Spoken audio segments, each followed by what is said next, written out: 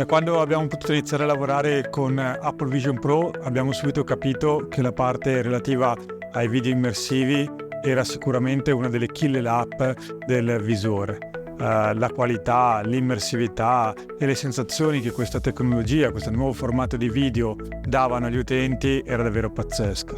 Quindi col team di sviluppo abbiamo voluto approfondire la questione studiando e analizzando nel dettaglio quanto magnificamente realizzato da Apple. Abbiamo avuto l'occasione di ricevere una richiesta molto particolare da parte di Etro, realizzare uno show, una sfilata, in particolare la Fashion Week di Milano del 18 settembre in modalità immersiva.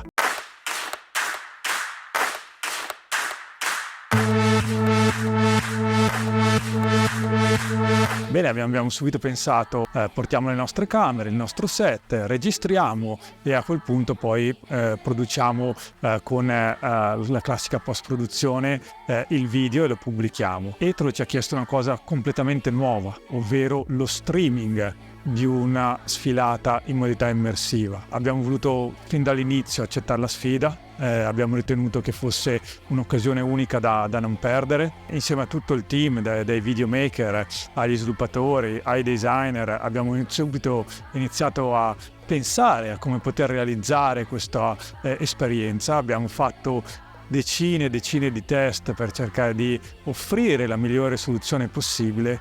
Ok, torna indietro, più veloce. Cammina veloce. Vorrei guardare in camera. No, non guardare in camera.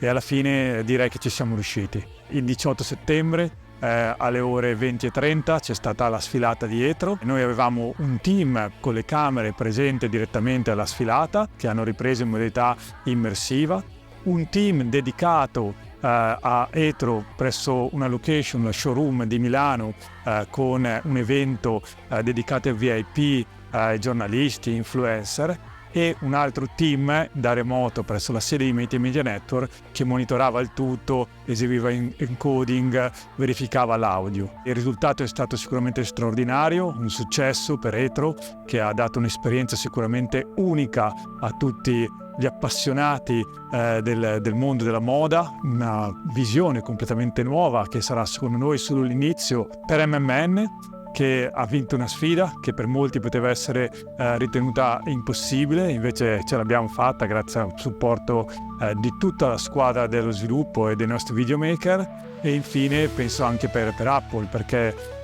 portare questo tipo di tecnologia, di immersive video, anche nel mondo della moda apre nuove strade, nuove possibilità di utilizzo di Vision Pro, e quindi direi che è un successo straordinario per tutti.